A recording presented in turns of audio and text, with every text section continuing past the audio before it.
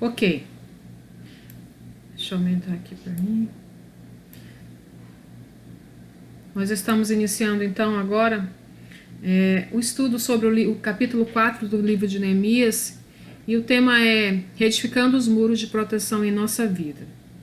E aí você, com o tempo, em casa, você lê esse capítulo 4. A gente vai ler alguns versículos aqui, depois eu vou abrir, né, para os irmãos comentarem. Tá tudo ok aí? O som tá bom? Vocês estão conseguindo ouvir? Só me dá um feedback, gente. Liga aí e fala comigo. Estão ouvindo? Estão ouvindo a tela direito?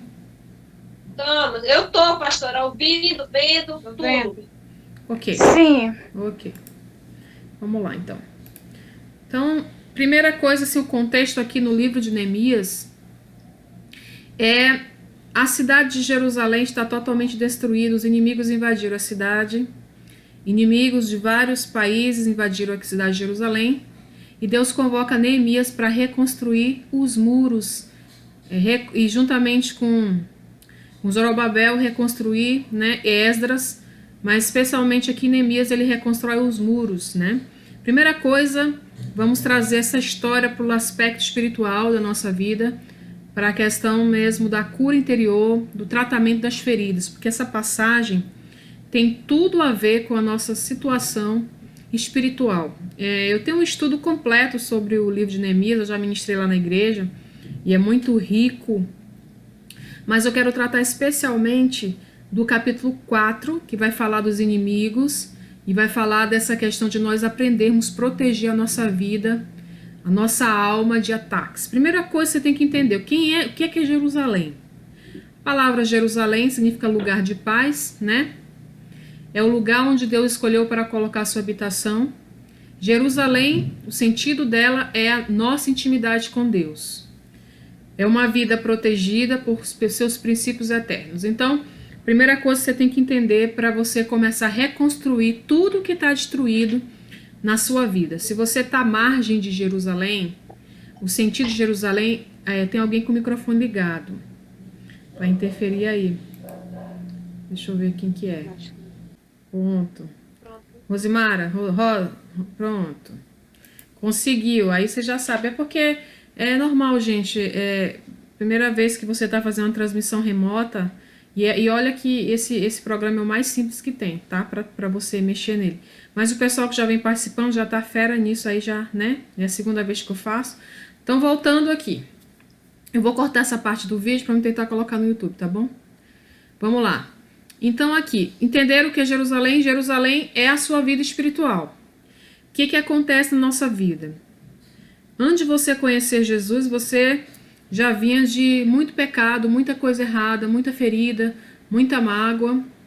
E Deus vem te tratando. Quando você chegou na libertação, o Senhor foi reconstruir esses muros, colocar proteção, colocar as portas. Quando você fala de reestruturação de uma cidade, você tem que entender que a cidade de Jerusalém ela tinha 12 portas. Eu não vou entrar com muito detalhe o significado de cada porta, porque tinha que ter um tempo muito grande para a gente explicar. É muito profundo esse estudo. Então não vou me ater muito no significado das portas, no que significa... Tá, vou fazer... Tem alguém pedindo para entrar? Tá bom? Então, vamos lá. Jerusalém é isso, é o lugar onde Deus escolheu para habitar. Então, Jerusalém é a sua intimidade, a sua vida espiritual com Deus. E é neste lugar, Jerusalém, é onde você sente paz, onde você tem segurança, onde o Senhor quer manifestar na sua vida tudo que Ele planejou. Tudo que Ele planejou. Então, precisa que essa cidade, Jerusalém, a sua vida espiritual, seja totalmente reedificada. Ok? Então, nesse estudo a gente vai ter que tentar identificar. Primeiro, o quadro de morte que se encontrava a cidade. Quadro de morte, quando a gente fala de quadro de morte, é todo tipo de desolação, problemas, enfermidade, depressão, tristeza, crises e todas as formas que a gente pode estar enfrentando. Então, vamos entender isso como quadro de morte. Não morte física, mas essas áreas que a gente não consegue lidar. Apostasia, que é aquele momento de você duvidar de Deus, abandonar o caminho. Então a cidade de Jerusalém estava totalmente destruída. É o que acontece com a nossa vida espiritual quando ela não é cuidada, ela não é tratada, ela pode ficar em ruína. Nós também temos que identificar os principais inimigos desse quadro de depressão. Quem são os inimigos que destruíram, tomaram essa cidade, saquearam a cidade e você ainda luta para reconstruir, resgatar o que te pertence.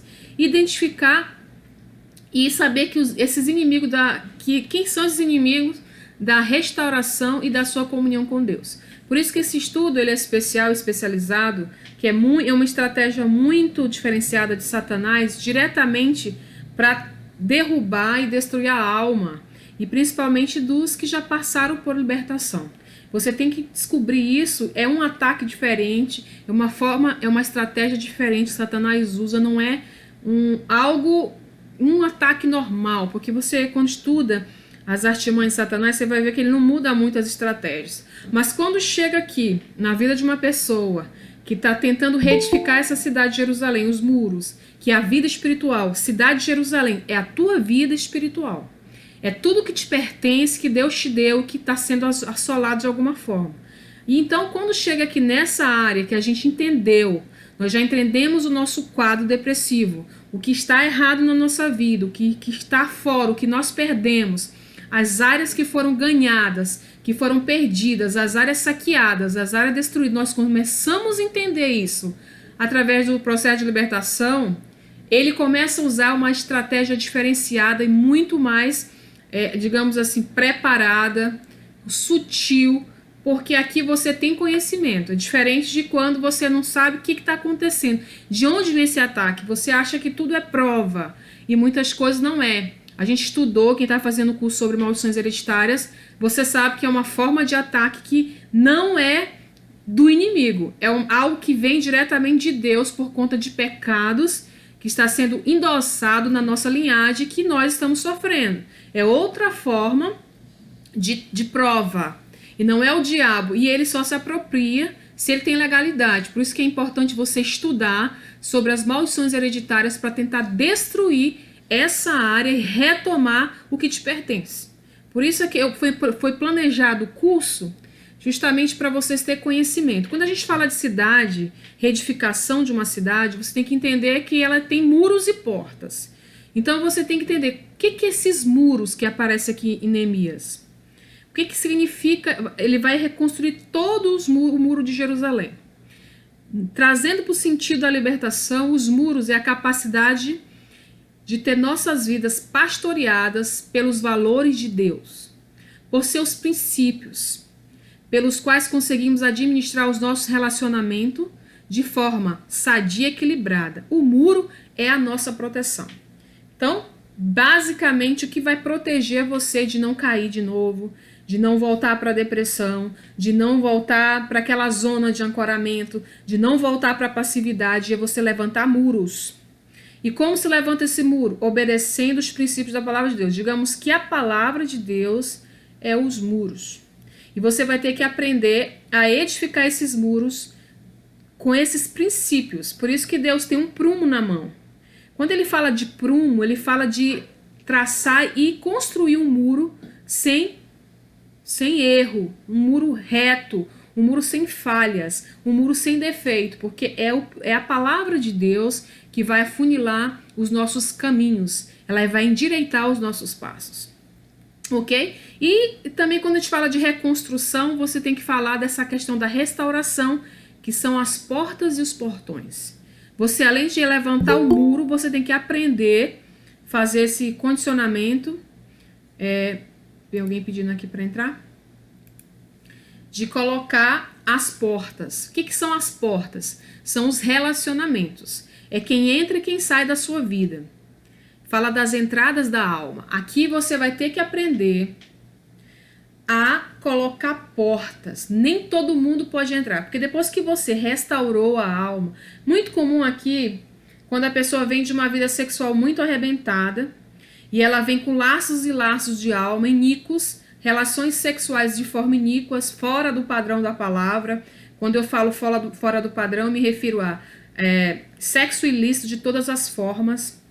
Falo de adultério, falo de fornicação, falo de amigamento, falo de sexo ilícito, sexo com crianças, sexo com animais, Todas as formas de perversões sexuais, isso aí é uma área de queda, é uma área de destruição da cidade sagrada. Então você conseguiu redimir essa área.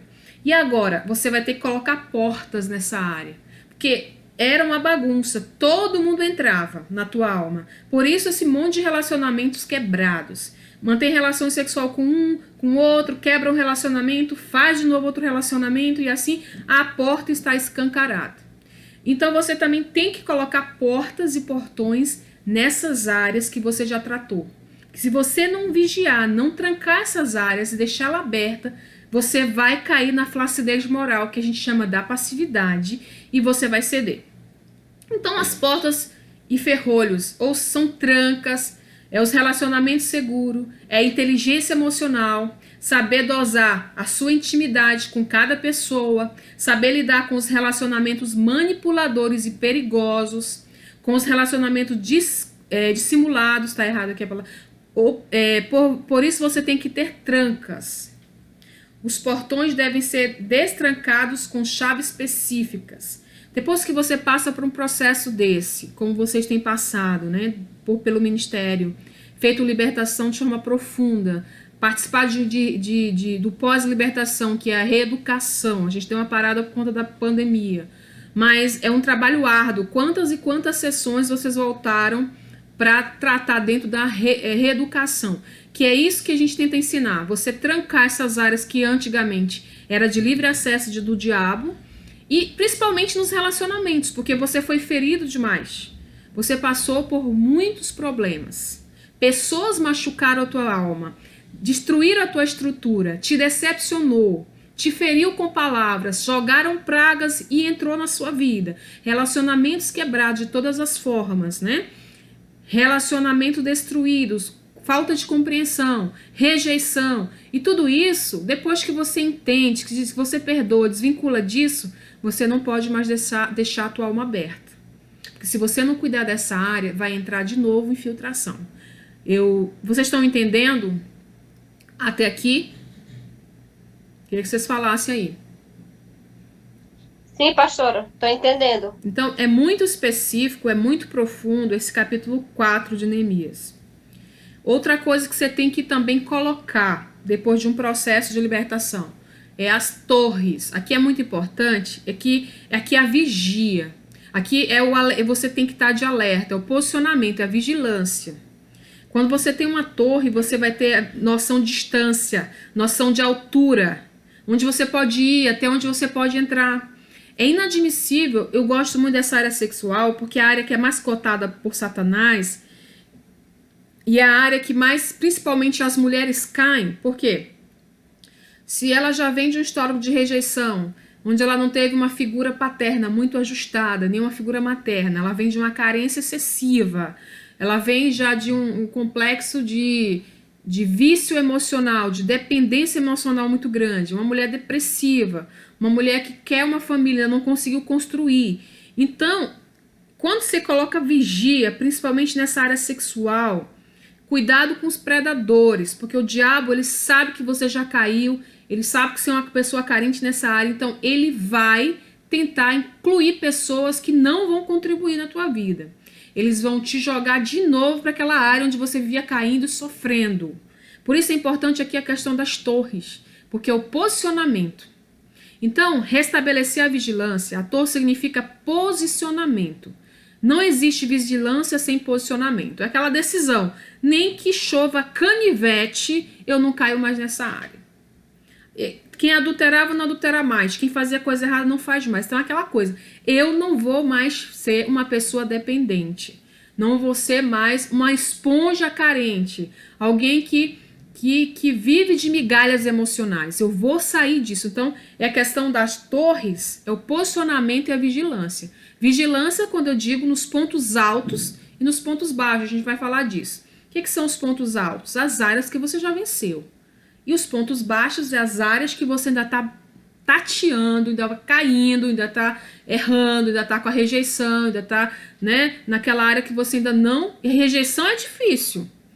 É uma das áreas mais difíceis da libertação de você controlar. Você não sente, você liberou o perdão, você já se restabeleceu, mas na hora que vem uma tormenta, você mergulha de novo na rejeição e se sente um coitadinho.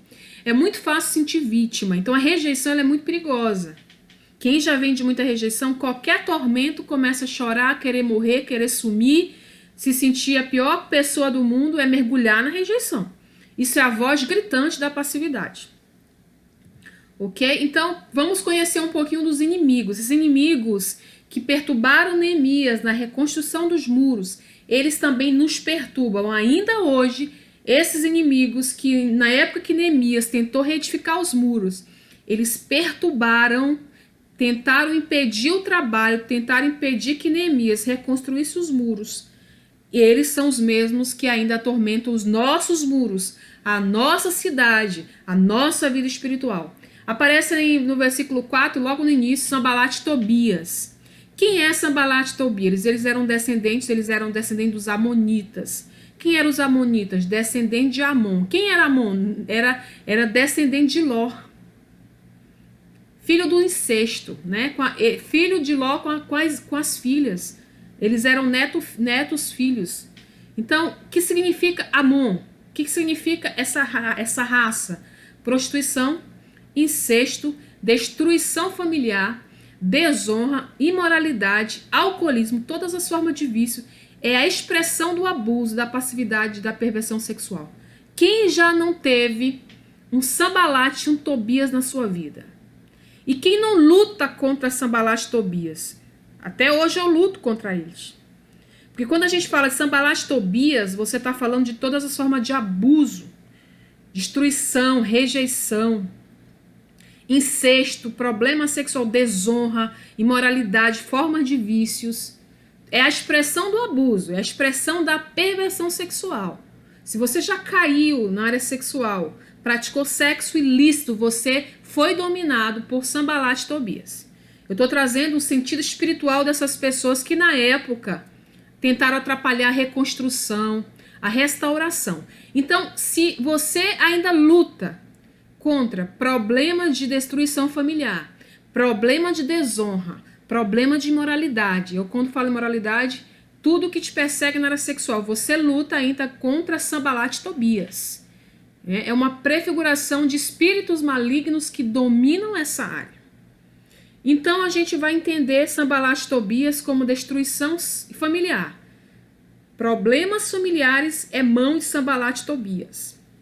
Então é os amonitas, que é a expressão do abuso, é a expressão da perversão sexual e da apostasia. Onde tem perversão sexual, onde tem queda na área sexual, tem apostasia. O que é apostasia? O abandono do caminho, o desprezo aos princípios que estão implícito no sacrifício de Jesus e também na palavra de Deus. Toda pessoa que cai na área sexual, ela apostata da fé. É muito comum. E Gesem, que era outro que também perturbava Neemias.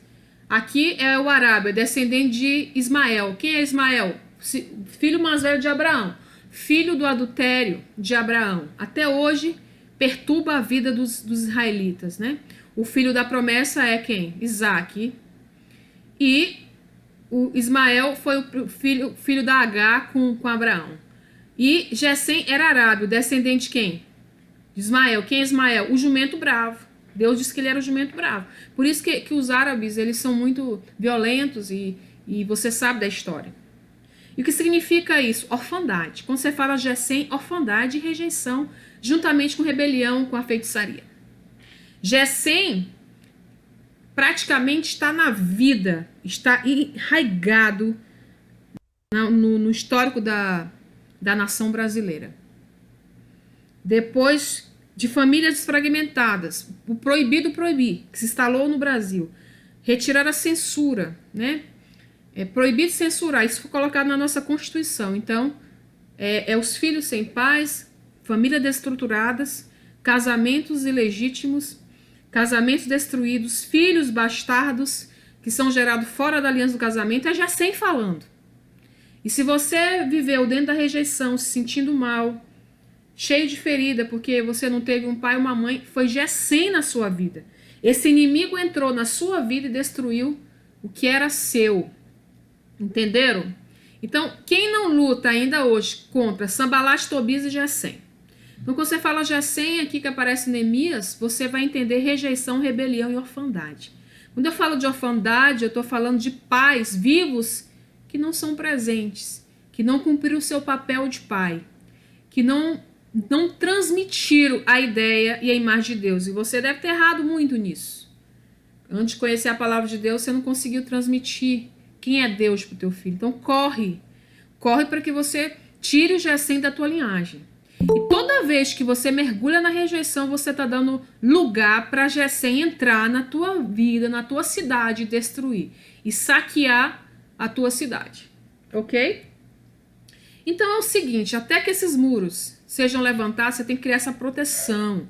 Eu vou ensinar vocês os ataques aqui, porque você já começou o processo de libertação. Então, se você já começou a reconstruir esses muros e reedificar essa cidade que foi destruída. Quando eu falo cidade destruída, você era destruído, sua identidade era destruída. Você não se sentia amado, você não se sentia ninguém, você já pensou em suicídio, você teve vários relacionamentos quebrados, isso te deixou traumatizado. É cidade arruinada, isso é a cidade destruída, saqueada pelo inimigo. E Deus começou a restabelecer isso, reconstruir com você. E agora você tem que colocar muros. Já reconstruiu através do processo de libertação, você já perdoou, você já se edificou, você tem uma outra identidade agora, você consegue respirar, você não vive mais chorando, sentindo a pior pessoa do mundo. Agora o que você vai fazer? Continuar colocando muros. Então, até que esses muros sejam levantados de verdade na sua vida, você vai estar vulnerável, desprotegido, e a batalha tende a se transformar extremamente intensa. Por isso que muitas pessoas continuam caindo e parece que ela nunca passou por um processo de libertação. Porque ela acha que a libertação é suficiente, ela não tem que colocar um muro de proteção nas áreas que ela já venceu. Ela fica assim, tipo, bisonhando na vida, não tem intimidade com o Espírito Santo, não lê a palavra, não tem uma vida de comunhão com Deus e acha que só a libertação vai resolver. Você precisa reedificar esses muros de proteção. E a gente está falando, quando a gente fala disso, porque você foi esfolado, você teve um esfolamento psicoemocional. Toda pessoa que vem sofrendo na vida, seja por perdas, divórcio, luto e tantos males que você já foi acometido, a sua alma vai sendo esfolada. O que é esse esfolamento? É você arrancar a pele do corpo com força. É causar uma lesão, a pele fica sensível. Eu estou falando da pele emocional. A pele emocional está totalmente fragilizada. A pessoa precisa construir uma pele nova, que seja menos sensível, para que assim tenha a possibilidade de reagir. É nesse momento que as lutas tendem a se tornar muito difíceis. É quando não conseguimos reagir. Entende? Vai vir a tormenta, até porque depois do processo de libertação, você sabe que você tem um ataque 7 vezes maior do que era. Porque esses inimigos que a gente tirou, eles vão tentar voltar de novo para destruir a cidade. E a sua pele emocional, que está fragilizada, ela vai ficando assim nesse esfolamento, bem sensível. Então, você vai se machucar muito, muito rapidamente. Você saiu de um processo de libertação, mas você não está imune. Você precisa ter uma resistência, uma imunização, uma pele mais forte. Então, quando você sai, é até comum as pessoas, quando saem do processo, ficar um pouco chorosas, ficar muito emocionadas, logo em seguida. Por quê? Porque a gente está falando, nós estamos tentando reconstruir essa pele emocional. Porque a pessoa ela vem cheia de feridas para a libertação. E eu estou falando de ferida da alma, é ferida mesmo. Ela chora, às vezes, confessando um pecado, remoendo o passado. Há um grande estresse emocional. A pessoa está ferida e sangrando. E a gente vai com aquele processo do bisturi dentro da libertação, fazendo a cirurgia e o Espírito Santo vai costurando e colocando uma pele. Só que essa pele, ela é muito fininha, ela é muito frágil. Então, se você não tiver um acompanhamento, é por isso que a gente trata dentro do pós, para tentar ajudar nesse processo de cicatrização e de tornar essa pele psicoemocional mais resistente, menos sensível, para que quando vier as lutas, vier os ataques, você consiga reagir. Porque como a pele está muito sensível e você pode cair de novo, principalmente na auto-rejeição, que é a passividade. Então, a passividade vai te trazer novamente para essa zona de ancoramento. Não sei se vocês estão conseguindo me entender. Então, assim como existe uma pele orgânica, existe também essa pele emocional. Todo mundo vai passar por esse processo de reconstrução dessa pele emocional. Aquelas feridas, aquelas áreas de aprisionamento, de ancoramento que você vem sofrendo, que você vem caindo. E o Senhor está reconstruindo, Ele está formando o quê? Uma nova identidade, uma nova pele emocional. E você vai ter que ter um pouco de paciência para que isso seja reestruturado. E como que eu posso agilizar o processo com medicamento? O medicamento é a palavra de Deus, é a comunhão com o Espírito Santo, é a obediência do pós-libertação, que vai te ajudar. Então, o que eu percebo? Que muita gente erra e cai e não dá certa libertação, porque simplesmente ela não cuida da pele emocional como deveria. Então, ela acha que só o simples processo vai resolver. Então, Sanbalat e Tobias, o efeito da imoralidade era para estar lá na frente. E eu coloquei aqui porque é o seguinte, esses inimigos, eles ficam sustentando esse quadro de miséria. E se não deixarem, eles não querem deixar o povo prosperar. Você vai ver isso no capítulo 4 inteiro. Eles pelejando para destruir, para que não dê certa construção. Então, ele quer instalar esse quadro de misérias, principalmente na área sexual. É muito séria essa área sexual, principalmente para quem não é casado ainda, não conseguiu um companheiro e está lutando para não cair sexualmente. Cara, é muito difícil isso. Então, Sanbalat e Tobias, ele vai tentar te levar de novo para aquele quadro de miséria, para que você caia. E por que é uma porta à área sexual? Porque é a forma mais fácil de ter um endemoniamento, por conta do derramamento de sangue. Então, é a área mais cotada por Satanás. Ele vai sempre trabalhar nessa área, para que você caia, e quando você cai, você peca contra o seu corpo. Você derrama sangue no altar desses espíritos de prostituição. E toda a libertação é invalidada automaticamente. Por isso que Sanbalat e Tobias não pode ser desconsiderado. Essa área sexual, ela deve ser uma área que você tem que ser muito cotada. Muito cotada como vigilância, porque é a área de maior efeito. Ele descobriu que se você cair nessa área, você invalida todo o seu processo, rasga a tua pele emocional, que já era sensível, e não consegue o processo de cicatrização, e nem de você resistir. Você não vai conseguir sair dessa área. Por isso que a gente ataca muito a área sexual, porque é a área que as pessoas mais caem. Elas sabem que não devem fazer, mas elas caem por conta da carência. Aí volta a trabalhar com Gessém, que é a rejeição e a carência. Gessém fortalece Sanbalat e Tobias e você cai. Entendeu? Então, para lidar com esses inimigos, é muito importante ter a visão sólida da restauração, da reeducação, da integridade, da identidade sexual da pessoa. Você tem que entender esse aspecto da identidade sexual e como Deus trabalha com a sexualidade. E entender muito claro essa questão do derramamento de sangue, do sacrifício, que isso daí é apostasia. Você está sacrificando no altar dos espíritos de prostituição. Então é muito séria essa área. Esses três inimigos, eles vão te atacar. Então agora eu quero entrar um pouquinho mais de aprofundamento nos três tipos de ataque, principalmente para derrubar os muros e as portas que você já está tentando construir, colocar as portas. E além esses três inimigos, eles vão te atacar. E eles têm três formas de ataque espiritual para a tua vida aqui. Já alguém pedindo solicitação aqui? Então vamos agora então começar os três tipos de ataque desses três inimigos, tá bom? Primeira coisa, intimidação. O que acontece aqui em Neemias, vocês vão ver, permaneça com a Bíblia aberta aí. Ó, versículo 2 e 3. E, na presença dos seus compatriotas e dos poderosos de Samaria, disse: o que aqueles frágeis judeus estão tentando fazer? Será que eles vão restaurar o seu muro? Irão oferecer sacrifícios? Irão terminar a obra num só dia?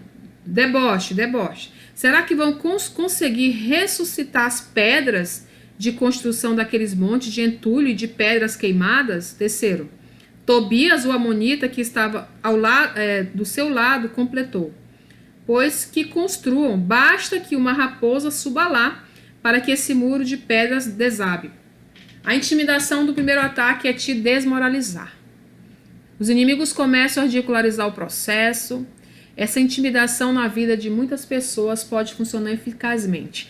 É aquele momento que a pessoa fica: eu acho que os demônios vão voltar. Eu acho que essa libertação não deu certo. Ou então, não começa nem o processo, porque começa a ter muitas dúvidas sobre o libertador, sobre o processo de libertação. Será que é confiável? Será que essas informações que eu estou dando não vai vazar? Quem de vocês, eu quero que vocês respondam, teve esse tipo de ataque? Quem de vocês sofreram esse tipo de ataque que eu tô falando aqui? Alguém de vocês sofreu? Eu sofri, pastora. Pois é. E a intimidação também aqui é para dizer que você não vai conseguir reconstruir nada. Porque às vezes você dá uma queda, né? Às vezes você desce no processo. Às vezes você fica deprimida. Às vezes vem um salavanco da vida e você deprime. E você volta a mergulhar na rejeição, na passividade. Ele vai falar na tua... Quem que tá falando aqui? Sambalat tá falando. Basta uma raposa para esse muro ser destruído. Será que eles vão conseguir retificar isso num dia? Porque era a intenção de Neemias. Botar uma força bruta para reconstruir o mais rápido possível os muros. Porque uma cidade sem muros, qualquer inimigo entra para destruir. Então, a preocupação de Neemias era construir rapidamente os muros para ter a cidade ter proteção. E é isso que você tem que fazer. Tentar. Só que você vai se sentir acuado, intimidado e você vai achar que você não vai conseguir. Porque parece que você pode até ter... Parece que eu fiquei pior depois dessa libertação. É o quê? É o primeiro ataque, a intimidação. Para que você duvide de Deus, duvide das promessas de Deus, você se sinta... você se arrependa, ou você paralise, ou você não consiga mais trabalhar nas áreas, não consiga mais reedificar essa proteção. Então, eles diziam que eles eram incapazes, eles eram inferiores, de forma alguma conseguiriam reverter aquele quadro de destruição e miséria. E aí a pessoa vai muito para a rejeição neste momento aqui. É muito comum o ataque de Gessém aqui nesse momento, porque qualquer probleminha familiar com o marido, a pessoa chora, vai para a rejeição, fica como era antes, volta todo aquele processo, aquele choro, mergulha na rejeição de cabeça. Aí a pessoa fica, pô, mas eu já tô curado disso, já tô de novo nesse negócio. Mas é porque, na verdade, não é rejeição mais, é a voz da passividade, é um ancoramento, é uma intimidação que foi jogada e você concebeu. Então, esses ataques vêm de quê? Do abuso, da humilhação. Essa é a voz da passividade. É por isso que a gente luta muito com as pessoas para elas tentarem sair da passividade. É a voz da passividade. Qual é o grito da passividade na alma da pessoa quando ela esboça uma reação? Você não vai conseguir. Qual é a voz da passividade? É essa frase. Você não vai conseguir. Pensamentos de capacidade, de inferioridade, brotam da alma da pessoa. Eu fico um pouco injuriada e abusada com gente que a gente está trabalhando e ainda fica capingando na passividade. A pessoa já sabe que Deus restaurou uma grande misericórdia, uma pessoa altamente privilegiada, que muitas pessoas jamais terão acesso a que a pessoa está tendo. A iluminação, ao conhecimento, além da não valorização, o que me irrita mais é isso, não saber aproveitar os mecanismos de Deus, de trabalhar, isso me irrita, e o que me irrita depois é a pessoa continuar querendo uma bengala. Sempre tem alguém para ajudar, a pessoa não reage por conta própria. Ela quer uma mãe que fique lambendo as feridas. Tem uma coisa que eu não faço, é lamber ferida de ninguém. E nem sustenta esses quadros de passividade. O tratamento é bruto e vocês sabem que é. Porque senão você nunca sai disso. Eu não sou psicóloga que fique só ouvindo e lambendo as feridas com você. O tratamento aqui é de pecado. É tirar a pessoa da passividade. É tirar desse quadro de destruição da alma. E só sai com a história do bisturi. Deus não opera com anestesia. Você tem que sentir a dor, porque depois você vai sentir o bálsamo do Espírito Santo. E você vai poder ter o contraste de como Deus trabalha e como um ser humano trabalha. Porque você vai ver o poder de Deus na tua vida. E você viu. Você vê o filho que está curado. Você vê as enfermidades saindo do teu corpo automaticamente. Você vê a depressão saindo com a ministração. Eu já ministrei pessoas que sangravam 30 dias. Depois que fez o processo, aquela administração do aborto, o sangue estancou na hora. Já atendi uma pessoa que na hora do parto, a mãe tinha medo de fazer cocô na hora do parto. E um demônio se apropriou daquele momento, ela fez cocô, a criança nasceu toda defecada, E a menina tinha problema de constipação.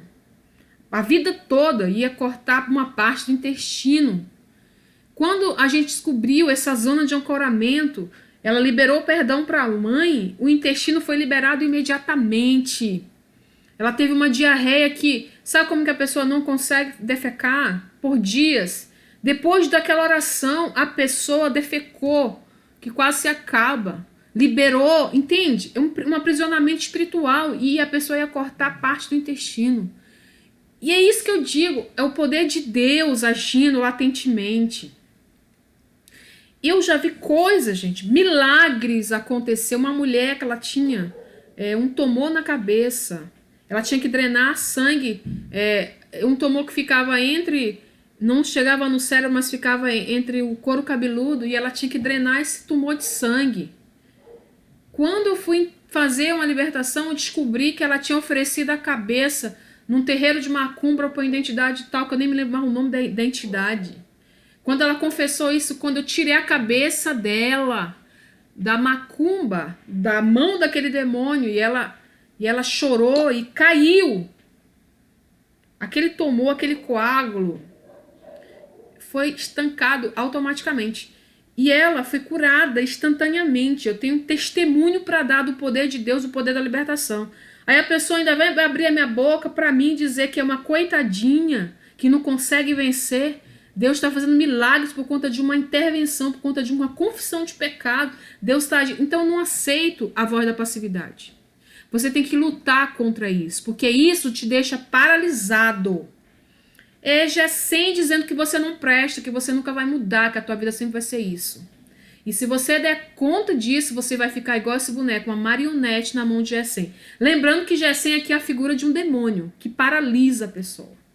Assim como Sambalat e Tobias. O que é o caráter? É um músculo.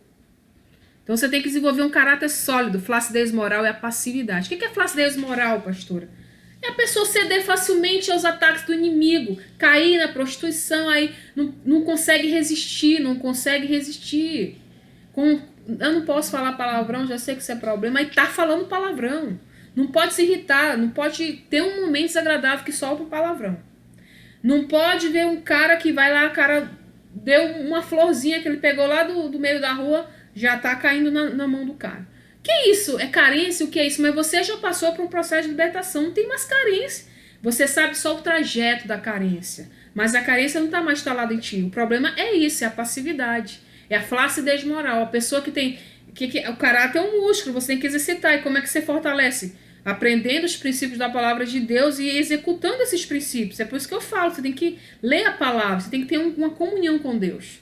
Se você não ler, não acreditar nisso e não fazer da palavra de Deus uma regra, não só de confissão, mas uma regra de vida, você vai viver caindo em áreas. Vai viver sem sentido, sem rumo. Não sabe o que Deus tem para você, não sabe para onde é que você vai, não sabe o que você faz. Qualquer pessoa que fala alto contigo te domina, te deixa lá para baixo. Quem é você? Você não sabe quem você é, você não sabe por que você está aqui, você não sabe para onde você vai. É flácido tua moral. É passividade, porque tem uns vídeos lá no meu canal que fala de liderança, fala que nós somos feitos da origem de Deus e o produto, conforme a origem, ele é resistente. Se você pega uma cadeira que a matéria-prima dela é o aço, é o ferro, ela é resistente.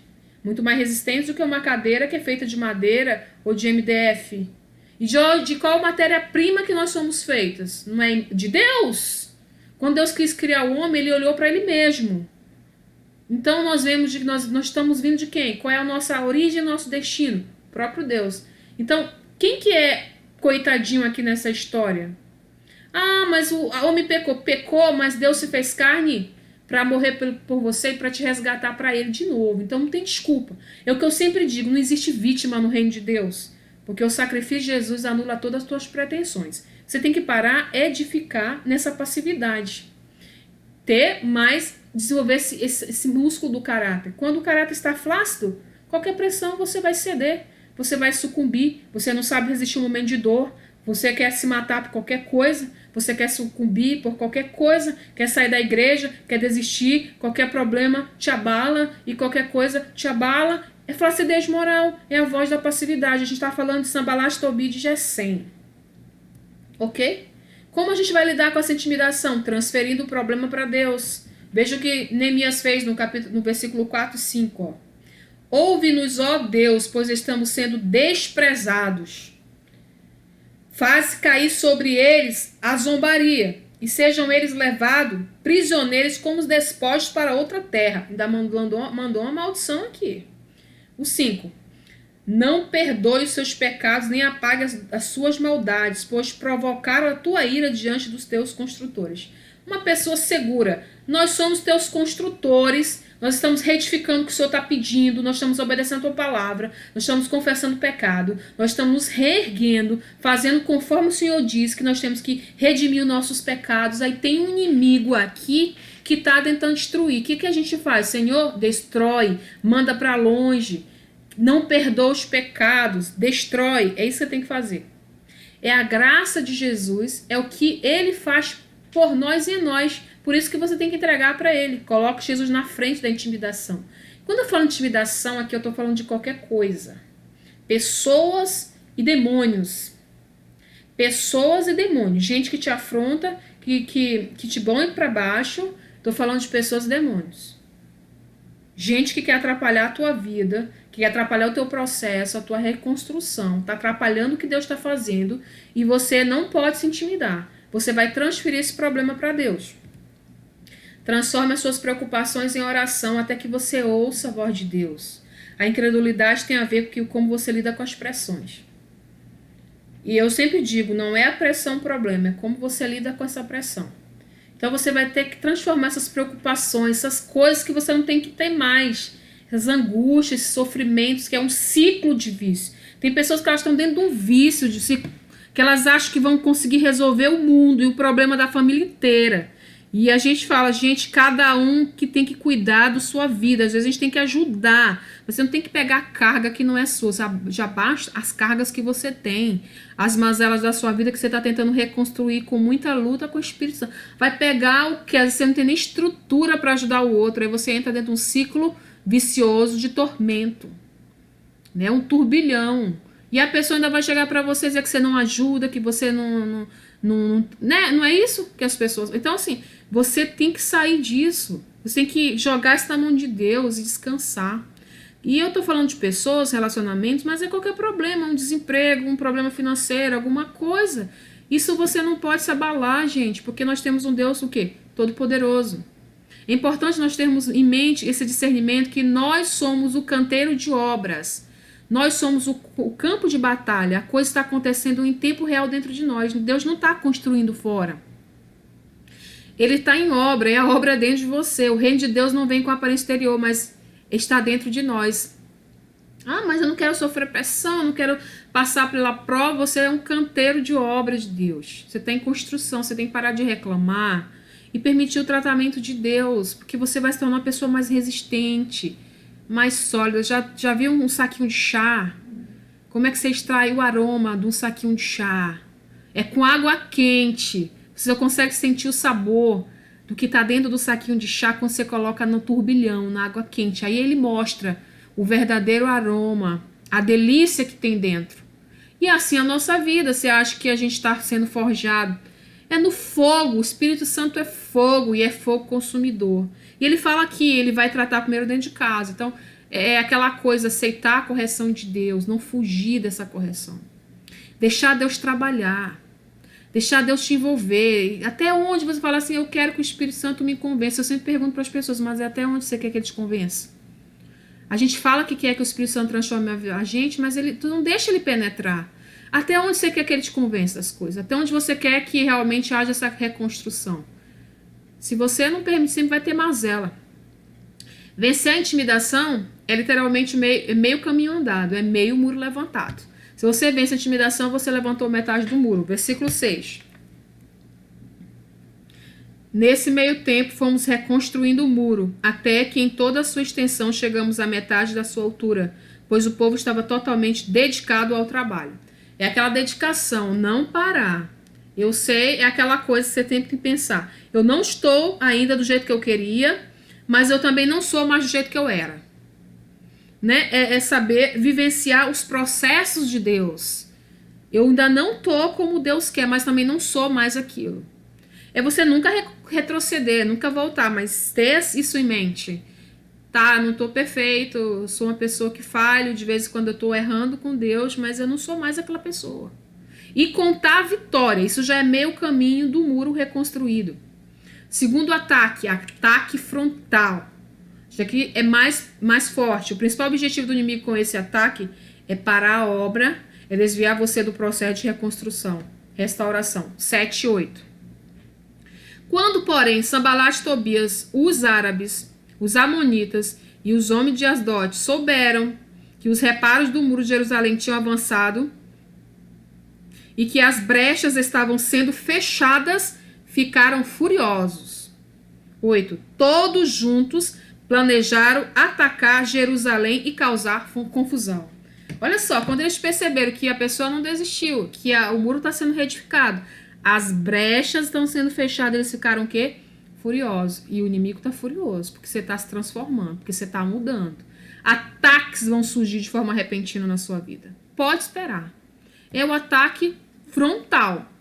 Todas as sujeiras que você desenvolveu no passado ressurgem de uma só vez. Como você lida com o ataque frontal? Está no 9. Neemias responde.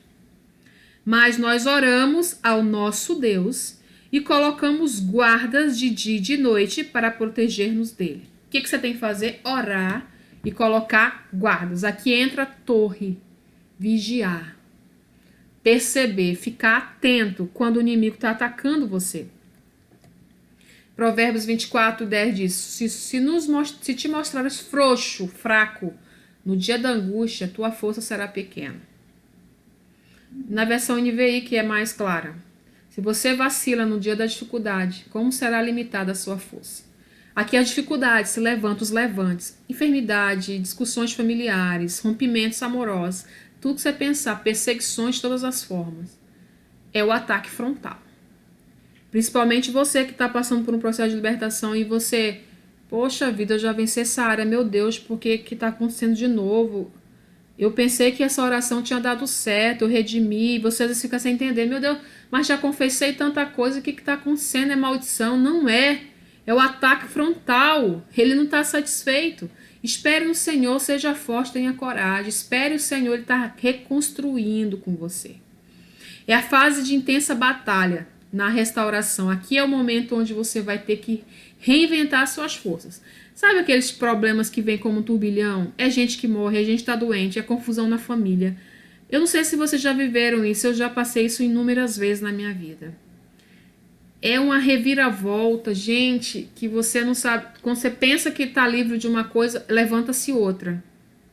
Eu não sei, eu já vivi ataques financeiros, depois ataques de enfermidade, ataque de pessoas, ataque de perseguição, um atrás do outro. Eu sempre acho, pô, eu fazendo alguma coisa certa, porque o diabo tá fazendo tanto investimento, não tem como. Satanás não fica gastando bala com gente que não dá trabalho para ele.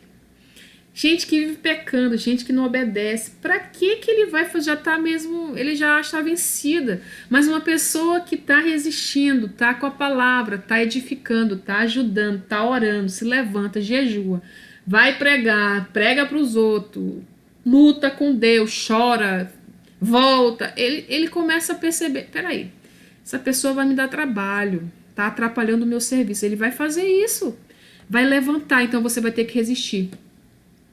A batalha ganha na fronteira da colisão, no exercício do descanso. Colisão entre as trevas e a luz. Aí onde que você vai ter que aprender a descansar. É difícil descansar na tempestade. É difícil. A entrega ao descontrole é passividade.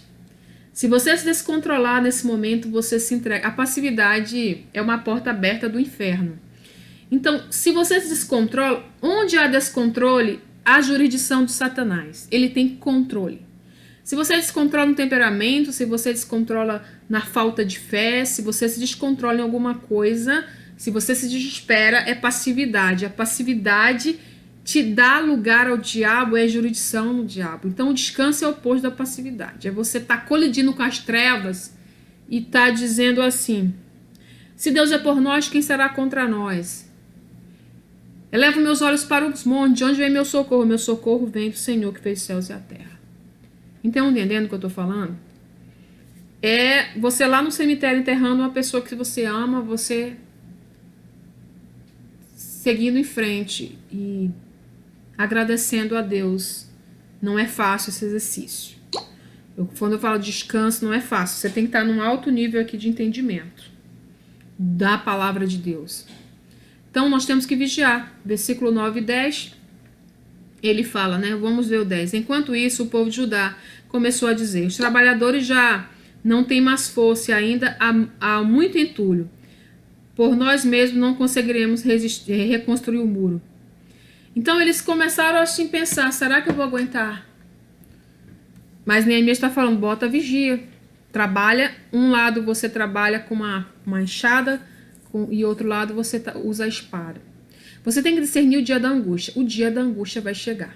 É quando parece que o inferno caiu na sua cabeça. Tudo aquilo que estava lá atrás no passado volta de forma terrível. Principalmente quando você tem que confessar pecados ocultos. Que dá aquele medinho, será que vai me largar? Será que vai destruir? E quando Deus começa a te cobrar isso, para que você reestruture o que você destruiu lá atrás, você parece que o negócio vai desandar.